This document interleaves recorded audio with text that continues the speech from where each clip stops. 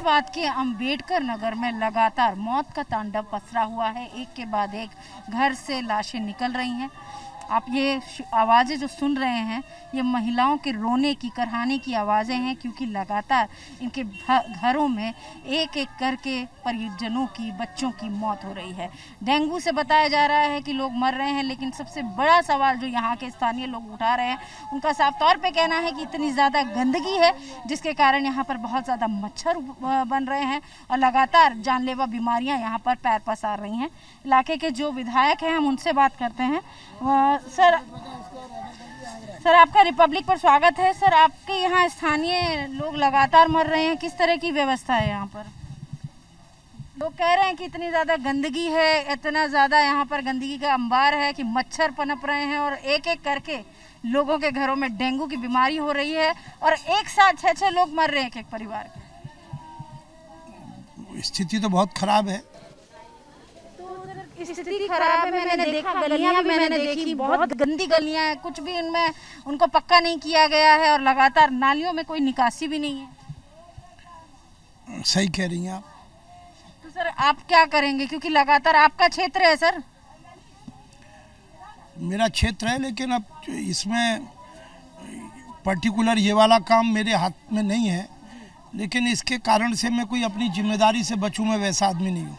36 से ज़्यादा बच्चे मरे हैं, मैं ये कह रहा हूँ, मैं बात को कम नहीं कर रहा। मेरा ये कहना है कि जो बात आप कह रही हैं उसको बढ़ाकर कह रही है, लेकिन मैं मेरा धर्म निभाऊंगा और सच्चाई बोलूँगा। पहली बात ये है कि यहाँ पर जिस प्रकार की ये महामारी फैली है, उसका एक एक परिवार में जाकर उनके आंकड़ों को संकलित कर कर मैंने ऊपर तक पहुँचाया, नहीं तो कोई इसका लिखने पढ़ने वाला नहीं था। आप मुझे गलत समझ गई। मैं किसी की भी पीड़ा को छुपाने का अपराध नहीं करूंगा। दूसरी बात यह है कि जिस प्रकार से यहाँ जो रोग फैला है, तो यहाँ पर हमारी जो सर्विलांस है, जैसे इस मोहल्ले में इसके जो बहन ख़त्म हुई हैं, इनका भतीजा निखिल, उसकी डेथ हुई, मैं आया भी था। हम लोग यहाँ पर ये 3 स्तर पर मामला चला है।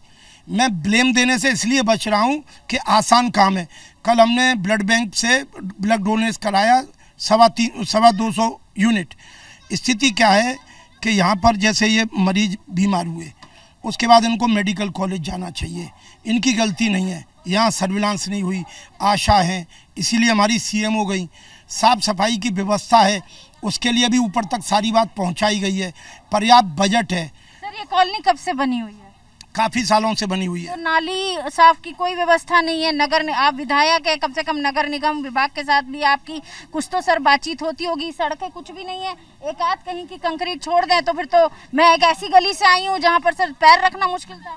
वो जो गली है, आप बिल्कुल ठीक कह रही हैं, वो गली पैर रखने खराब है और 4 महीने पहले वहाँ पर धरना प्रदर्शन भी हुआ था। समस्या क्या आ रही है कि एक विभाग है जिसके ऊपर हमारा बस नहीं चल रहा है, वो है नगर निगम। उसका कारण क्या है, वो कारण अगर आपको पता लग जाए वैसा ही मान लीजिएगा, मेरा काम मत मानिएगा। सर, तो सर ये जब इस हॉस्पिटल में लेकर जा रहे हैं अपने पेशेंट को, हॉस्पिटल वाले एडमिट क्यों नहीं करें ना? सर, चलिए मान लिया प्राइवेट में बेड नहीं है, सरकारी क्यों नहीं ले रहा?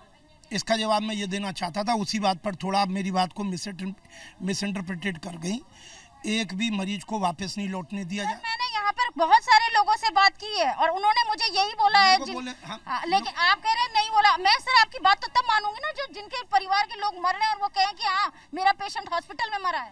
मेरे ही परिवार के लोग हैं, ये मेरे ही परिवार के लोग हैं, हॉस्पिटल में मना नहीं किया जा रहा, ये कह रहा हूँ दृढ़ता से। तो यहाँ के लोग तो सर कह रहे हैं कि हमारे पेशेंट को नहीं रखा जा रहा है। मैंने यहाँ पे पता नहीं कितने घरों में मैंने जाके अभी तक लोगों से बातचीत की है। ऐसा होता है, जब पैनिक होता है तो आदमी का फ्रस्ट्रेशन रिलीज होता है। जैसे अब ये बात सही है कि यहाँ बहुत ख़राब गलियाँ हैं। दूसरी बात ये भी बात सही है कि यहाँ पर जो संचारी रोग फैला है, तो उस हिसाब से सर्विलांस उतनी मजबूत नहीं रही। लेकिन बहुत सारी बातें माननीय मुख्यमंत्री जी तक पहुँचाई गई हमारे द्वारा, तभी तो माननीय मुख्यमंत्री जी सीधे सीधे यहाँ पर आए और उन्होंने यहाँ पर उस सारी चीज़ों को नोटिस किया। IMCR की टीम भी यहाँ पर लगी हुई है। यहाँ पर कोई मानने को तैयार नहीं था ये डेंगू है क्या है। मेरे पास तो एक रिकॉर्ड है। और आप जिस 15 मिनट के लिए आई स्वास्थ्य विभाग की टीम, नहीं ऐसा नहीं है, स्वास्थ्य विभाग की टीम तो इस वक्त घूम रही है। देखिए मैं आपको एक बात बताऊं, ये जो लोगों की शिकायतें जहां सही है वो तो सही है ही है, ये कहाँ से इसमें मैं इनकार कर रहा हूँ? मैं ये कह रहा हूँ, मैं तो दिन रात अभी आपको क्या, मैं तो सवेरे 6 बजे भी एक बच्चा ख़त्म हुआ, सवेरे में वहाँ था, उसके बाद 10 बजे एक बच्चा ख़त्म हुआ, फिर वहाँ था। मेरे बारे में आपको ये सब बता देंगे। मैं 24 घंटे सो भी नहीं रहा हूँ। तो और मैं बहुत क्या करेंगे जी? अभी तो आपने बोला 36 से ज़्यादा बच्चे मरे हैं, तो और कितने मरेंगे?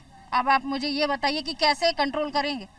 ऐसा है, कंट्रोल के लिए एक विधायक के रूप में मेरा जितना कर्तव्य है उससे बढ़कर कर रहा हूँ, करूँगा। जैसे कि एक बात मेरे को समझ में आई, परसों हमारे यहाँ ब्लड बैंक में सारी यूनिट्स ख़त्म थी, कैंप लगाया, 225 ब्लड डोनेट कराई। यहाँ पर लगातार सर्विलांस हो, नगर निगम से हमने कहा है कि कंट्रोल रूम करें। यहाँ पर सीएमओ हटी हैं, दूसरे सीएमओ आए हैं, वो आंगनवाड़ी कार्यकर्तियों के साथ, आशाओं बहनों के साथ घर घर में जाके जांच करें। यहाँ पर कई दफ़ा देखिए, पब्लिक के ऊपर दोष लगाना बहुत आसान है, वो मैं कभी मर जाऊंगा नहीं लगाऊंगा। मैं ये कह रहा हूँ कि हमारे सिस्टम का ये कर्तव्य है, धर्म है कि हम इनको एक्सट्रीम एम्पावर्ड करें, अलर्ट करें और प्रिवेंशन के उपाय करें। उसी के स्तर पर काम चल रहा है। नुकसान बहुत बड़ा हुआ है, ये सारे आंकड़े मैंने इकट्ठे करे हैं।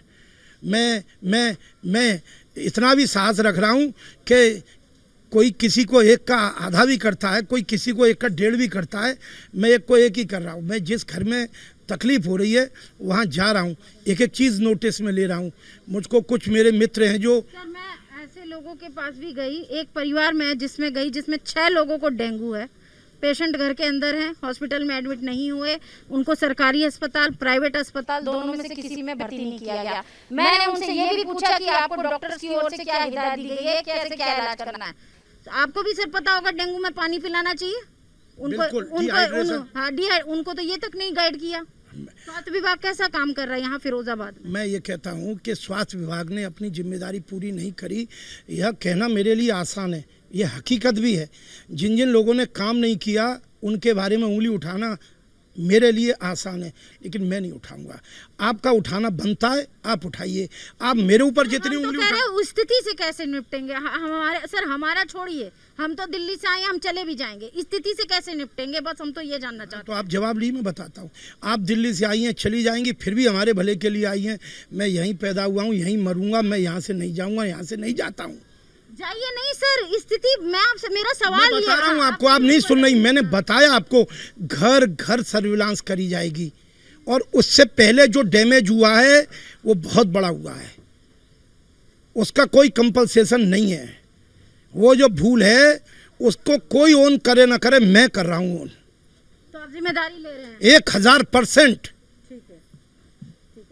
बात करने के लिए बहुत बहुत शुक्रिया। तो ये थे हमारे साथ, यहाँ पर आपको बताना चाहेंगे फिरोजाबाद के अम्बेडकर नगर कॉलोनी के जो विधायक है मनीष झा, उन्होंने साफ तौर पे बोला है कि हम जिम्मेदारी लेते हैं कि जिस तरीके से लगातार इस पूरे इलाके में डेंगू फैल रहा है, तमाम बीमारियां फैल रही हैं, और उसका कहीं ना कहीं एक कारण ये भी है कि स्वास्थ्य विभाग की लापरवाही है, नगर निगम की लापरवाही है कि यहाँ पर लगातार गंदगी का अंबार है और एक एक करके हर घर से कोई ना कोई बीमार हो रहा है और बहुत सारे लोगों की मौत हो रही है। वीडियो जर्नलिस्ट निशांत के साथ अंजू निर्माण।